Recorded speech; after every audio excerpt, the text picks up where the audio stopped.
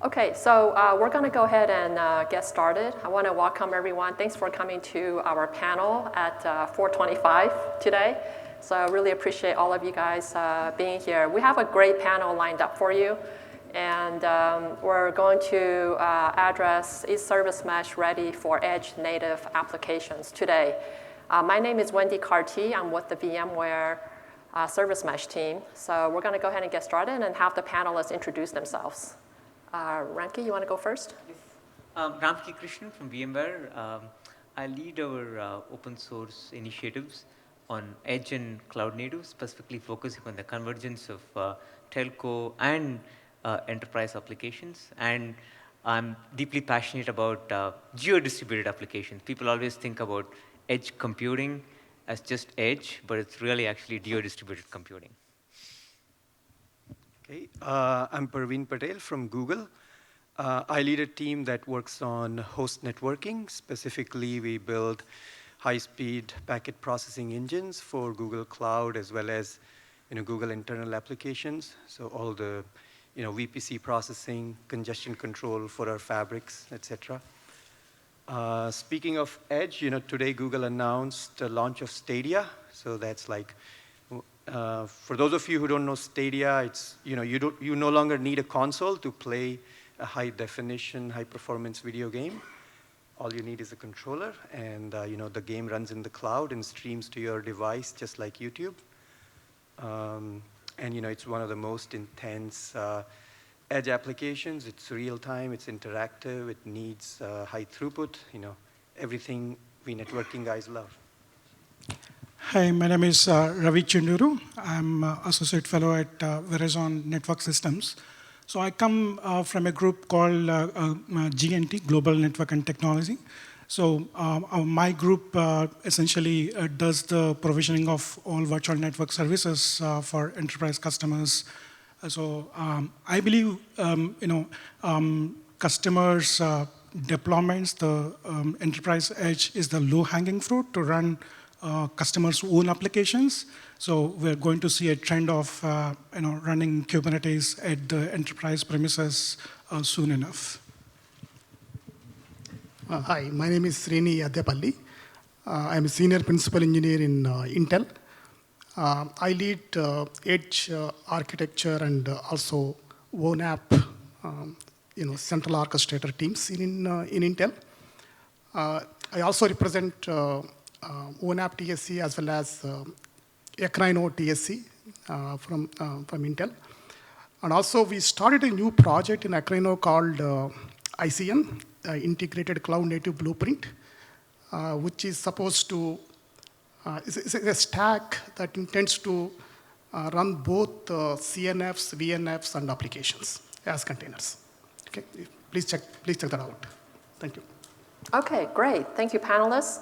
So we're going to go ahead and kick it off with just a couple of slides to kind of set the framework for what we're going to talk about today. As most of you know, edge applications are increasingly moving from a centralized model to a distributed model. And this is primarily to be closer to the end users to deliver better response times and better overall experience. And there are really 4 key drivers for this shift. One is proximity. Again, being closer to the users lowers the latency. 2, data sovereignty, where you want to address regulatory issues. 3, cost, which reduces the WAN backhaul, so you could reduce the overall cost of your solution. And 4, context, such as location, specific information for geo-related type of services. So these drivers are really then leading into what is service mesh in distributed edge world, and what are the use cases, what are the challenges of this scenario, and we're going to jump right to the panel to discuss these challenges, use cases, and potential solutions as well. So I'm going to kick it off with by asking Ravi the first question.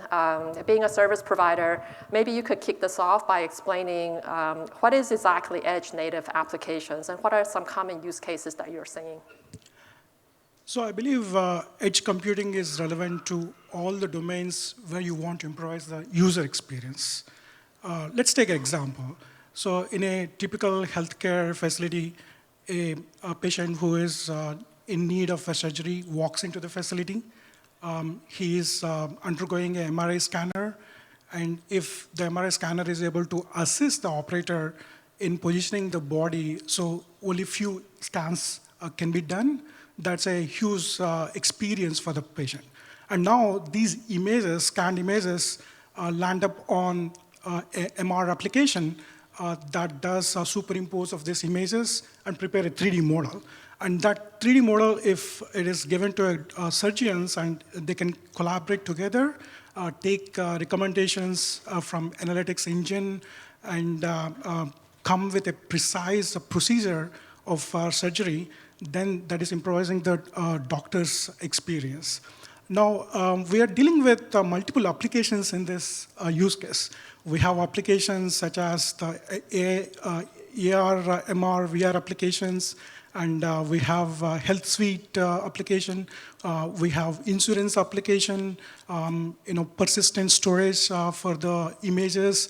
So there are multiple applications coming together to perform a task for us. So in this example, you will find that some applications are running on the premises. The MR application is running on the healthcare's premise. You have insurance application running as a cloud service. You have some applications like deep analytics and recommendations engine running in cloud and data centers. So we are talking about a very distributed nature of applications here. All of them coming together as a service mesh and performing the needed task. So there are multiple other use cases, and to end this, what I would say is like wherever you want to improvise a user experience, we can now find use cases with edge computing. Great. Anyone want to jump in on some additional use cases? Yeah, I just want to add, the edge is actually, as Ravi mentioned, right? It is increasing the user experience, right? And you could reach a large number of geographical locations or population with your applications. So what it really means is that even your enterprise applications that are today there, they can be candidates for edge applications because of two reasons, as Wendy mentioned. One is that proximity to the user to increase the developer's user experience. And second one is the data sovereignty, right? Sometimes you want to keep the data in that location itself. So I feel that not only the newer kind of applications like AR, VR applications, which Ravi mentioned, even the traditional applications, we believe they can leverage edge computing. To give a cloud provider's perspective, like we treat edge as, three different things. One is on-net edge, so that's the devices that live at the edge of our network. So like Stadia appliances, they live at the edge of Google's network. Then there is the off-net edge, so like YouTube cache lives in ISPs, that's another edge. And then there is on-premise edge that lives on customer premises. So all of those are edges for us, and they each have kind of different requirements in different scenarios. And sort of tying in the telco view and then the enterprise view together, we can really classify different types of edges, varying from micro edges in restaurants to sort of the next smaller edges, for example, in retail stores, where actually both telcos and enterprises are converging. Telcos from SD-WAN perspective, and enterprises from actually, improving user experience, right? So where telcos could be managed service providers helping enterprise, or enterprise could be managing the edge themselves. Or the next interesting category is more of medium or large edges, for example, stadiums, or hospitals, where essentially the goal is to really improve the quality of experience. So this is actually very key to determining how your applications are going to be distributed, what type of applications you're dealing with, and also other infrastructure constraints such as security or the resource constraints. So basically, the types of edges matter a lot. So there are challenges today for adopting service mesh. And there are a lot of talks this week on some of those challenges of deploying service mesh. Are there specific challenges that are relevant for the edge use case? Yeah, I would say that predominantly there are few challenges, right? One is that, edges, unlike cloud, they are resource constrained.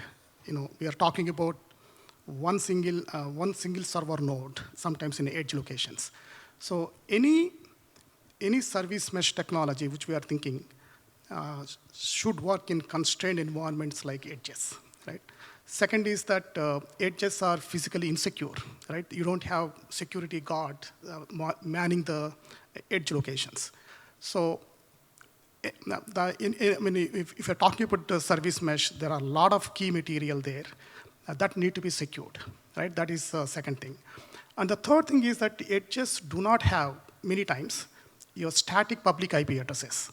So any distributed application which we are talking about, where some microservices are part of one edge, other part of application microservices are in some other edge, and when they don't have these static public IP addresses, they cannot communicate with each other. So you have to consider, in my mind, these three characteristics in figuring out what kind of challenges or what kind of solutions you require or enhancements you require in service meshes to work in for edge locations.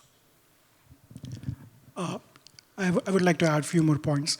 So from service provider's standpoint, we have a lot of enterprise edges deployed today. There are huge in number, but resources are very few, very little, like 1 or 2 node deployments is what we go with.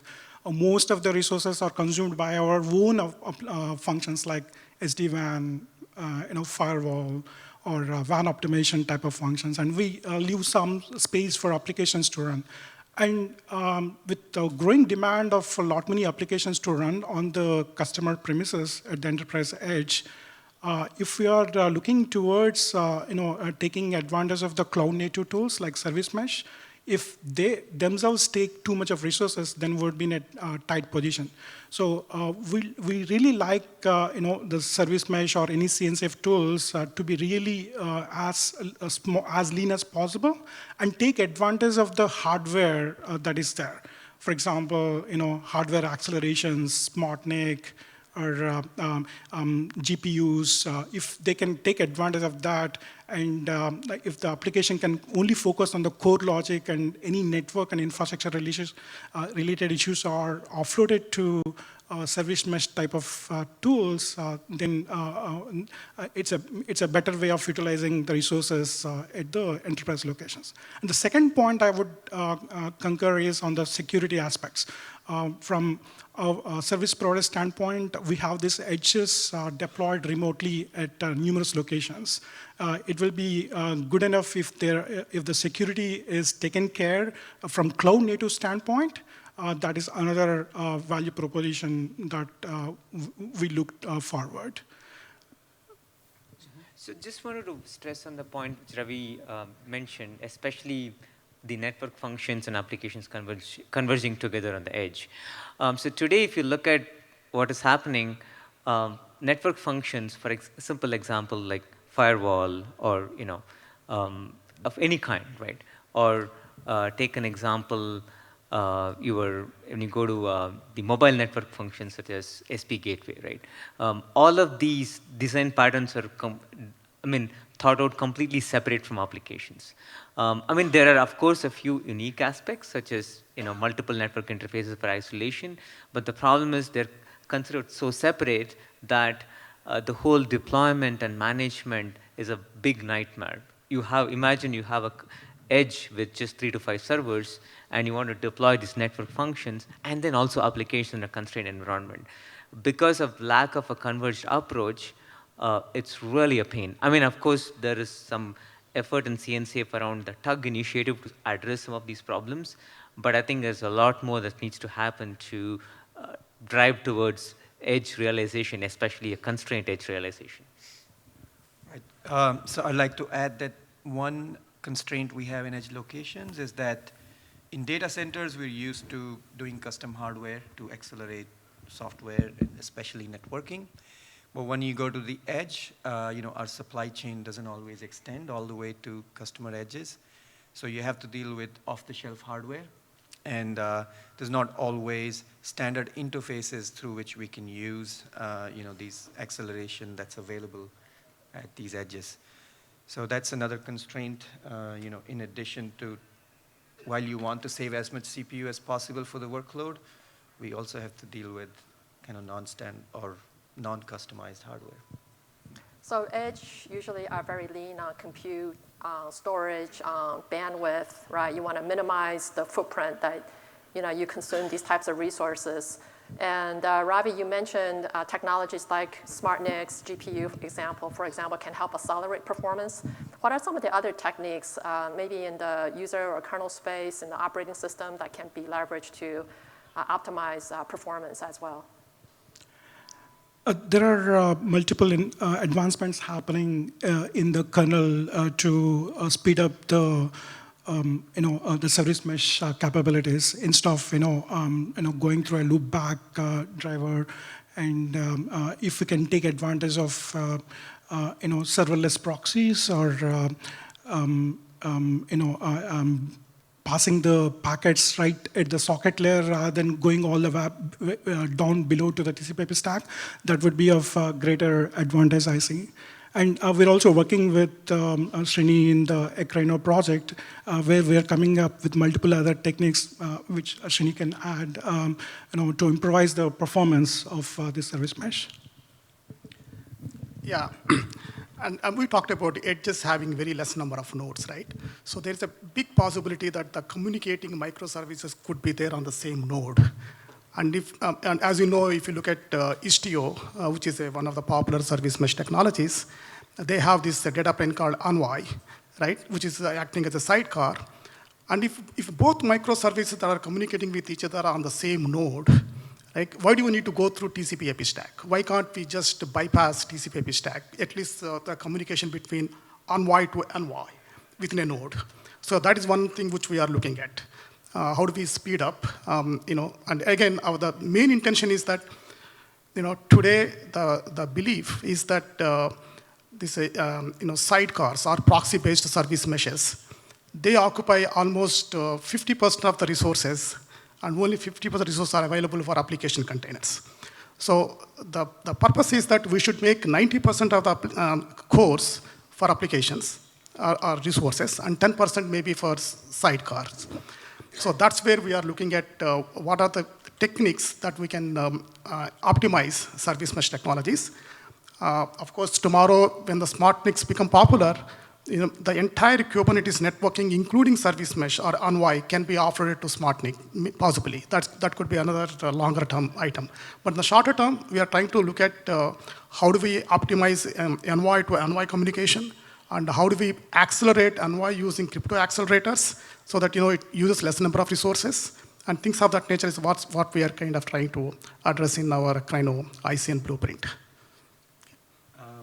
Another way to possibly save resources for service mesh would be, instead of doing a sidecar per pod, you could do a multi-tenant sidecar, which could be shared by all the containers on the same node.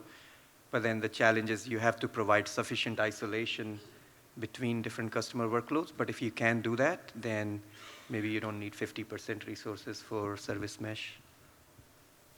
Yep. No, exactly. So I think the edge with its several constraints, security, resources, it's opening up, I would say, new design patterns.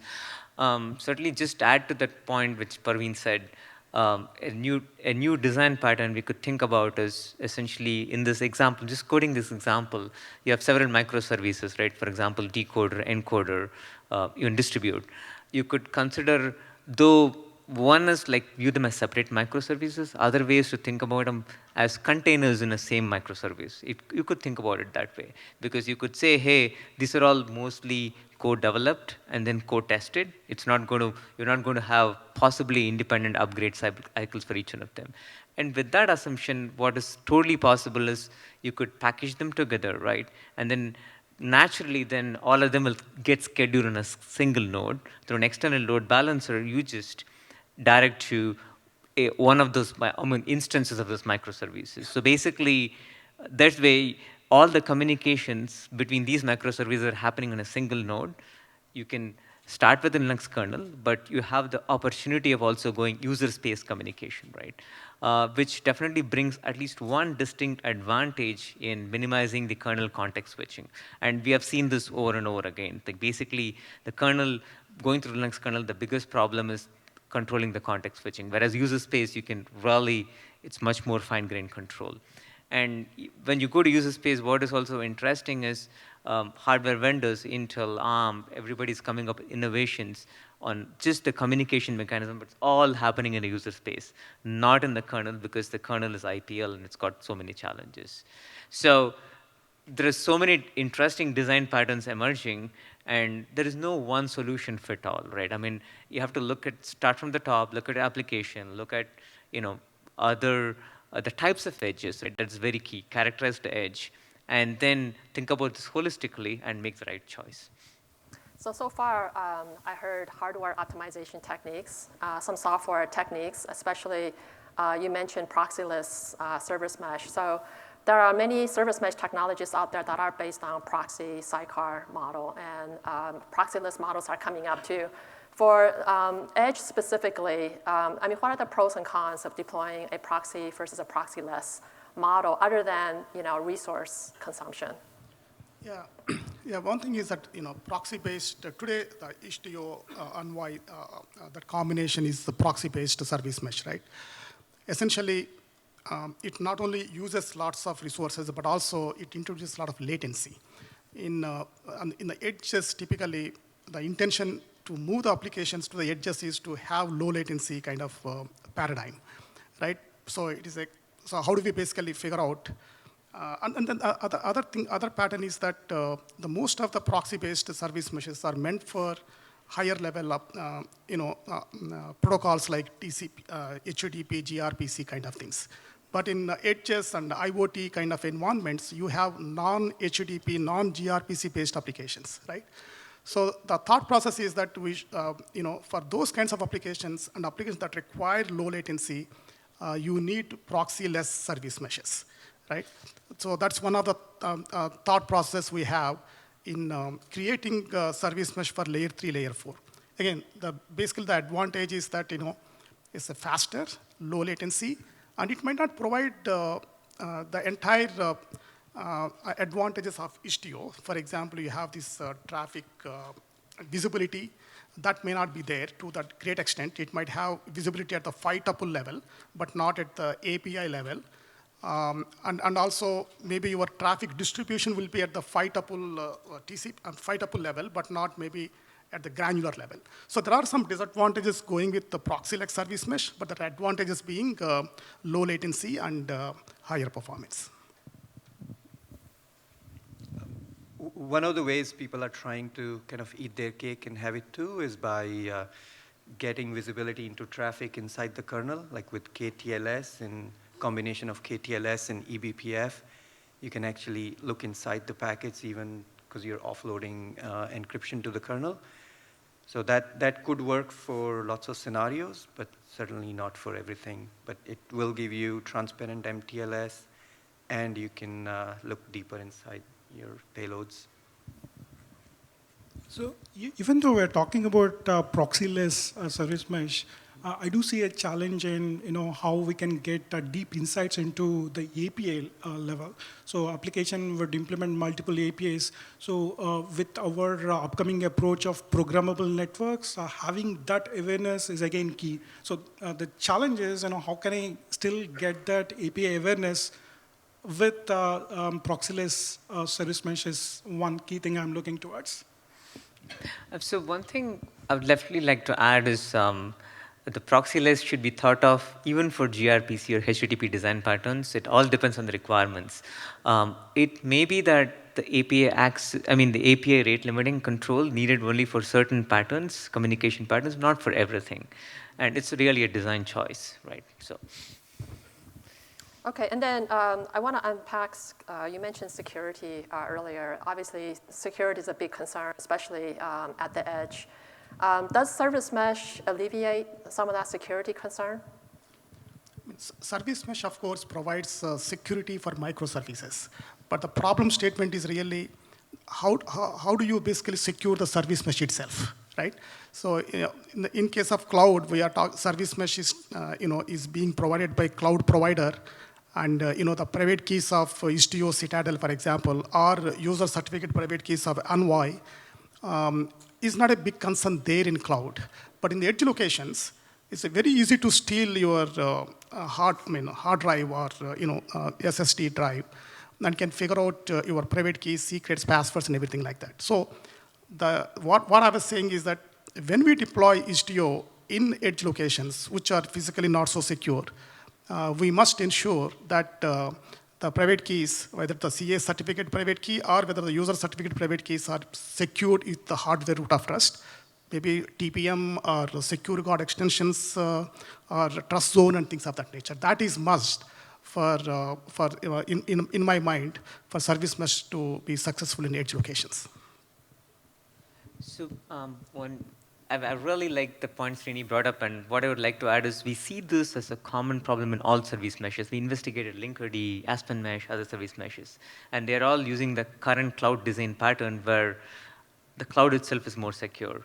So basically, this sort of essentially using the right hardware technologies, the trusted environments is critical across all service meshes. So that's the point I want to raise.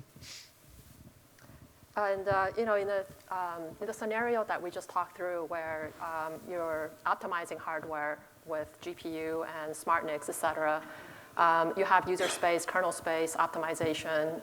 Perhaps you're using proxy or proxyless-based service mesh. What are your thoughts on, as an end user, you're deploying some of these hardware, software optimizations. You have a centralized control plane and a distributed data plane. How do you manage all this, for example, day-to operations? What are some of the concerns that users might be facing? Maybe I can start. So one thing which we need to ensure is that there is no changes to the applications. So developers shouldn't even know whether that service mesh is optimized for hardware and secured by hardware and things of that nature. That is must, otherwise there is no success. And any developer who develops applications for cloud, they should continue to work in edge locations with optimized and secured service mesh. So that is must.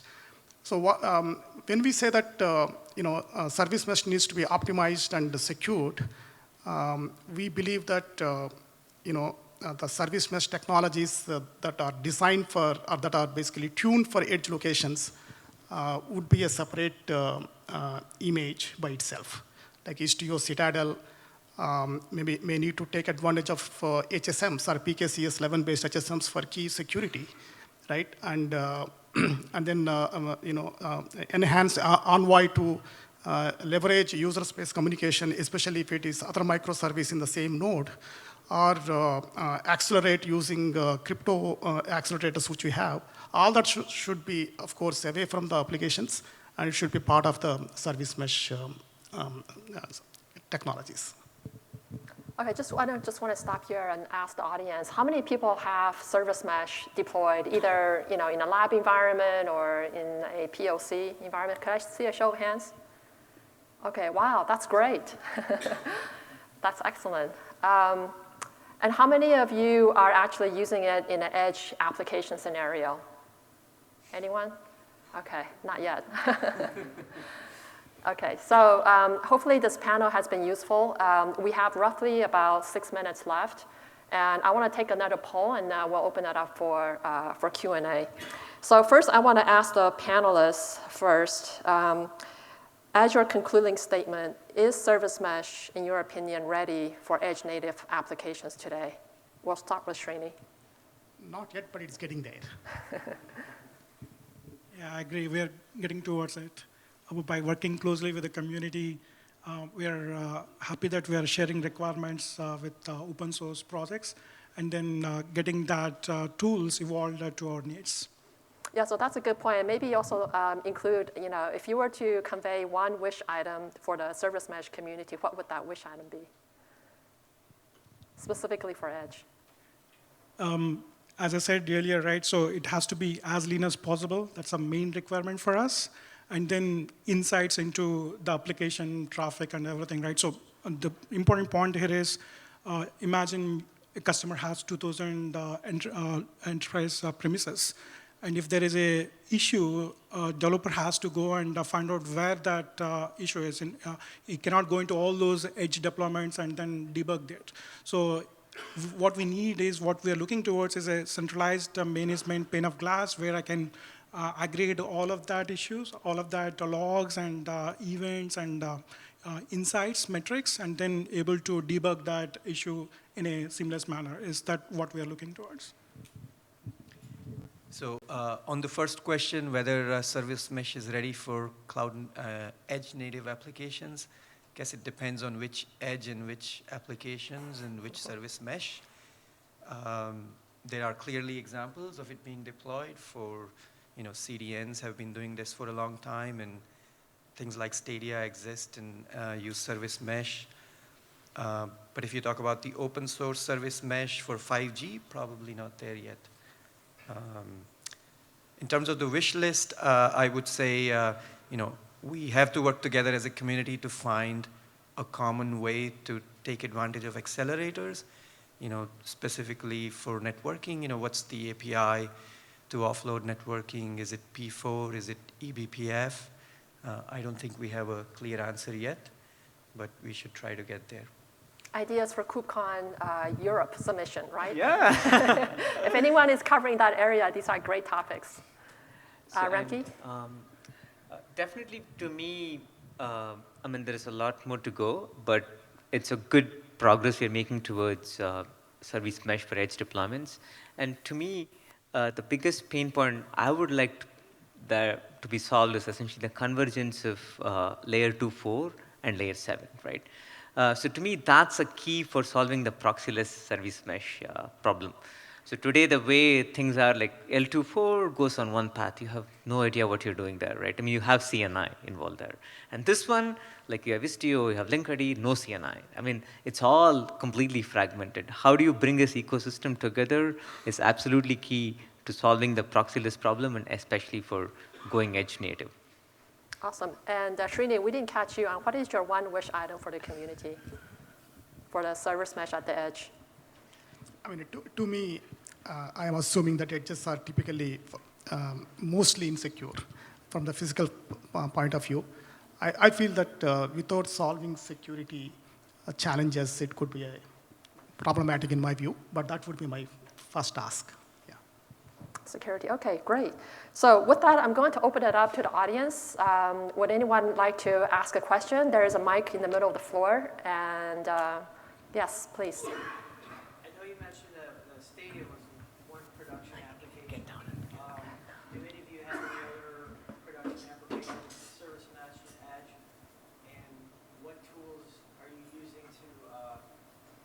To manage and the deployment, the upgrade, and the monitoring and so forth like that, if you do have them.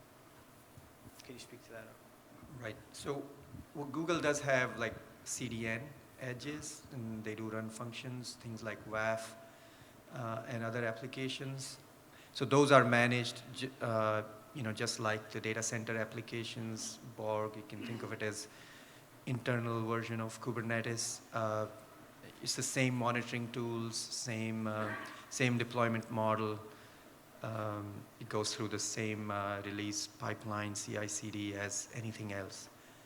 So I think that's the advantage of having something like Kubernetes that can extend from the data center to the edge and beyond, that you can have the exact same operational playbooks for all these locations.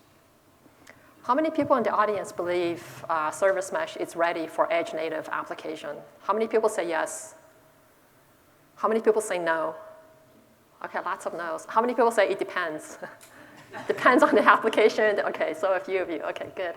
I think that's kind of where we all landed in this panel. And I think some of the topics that we addressed in the panel are very relevant. And we'd love to hear from you. Are there any other questions? We have a few more minutes left. If anyone want to ask another question. Okay, I think we are good. I want to thank everyone, thank the panelists, and we'll be around a little bit after for any questions that you might want to come up and ask. Thank you.